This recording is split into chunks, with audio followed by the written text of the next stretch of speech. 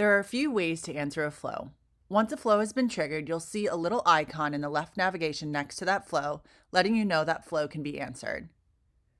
You can click the notification to answer the flow directly, or if viewing the main feed, click Answer Flow and select the flow that you have to do. You will see the due date to let you know how long you have to answer that flow.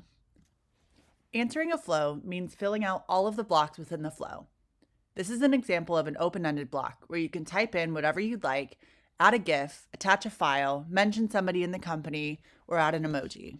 Other block types include the drop-down block,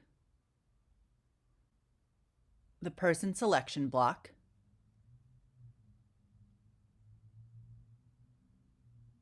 the scale block,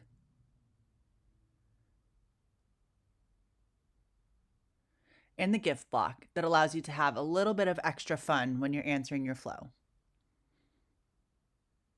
Once you've finished with all of the blocks, click Post. Once your answer is posted, it will appear in the main feed for anybody that has visibility into the flow.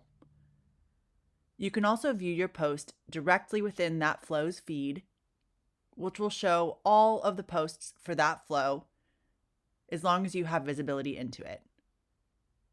You can leave a comment on the flow post.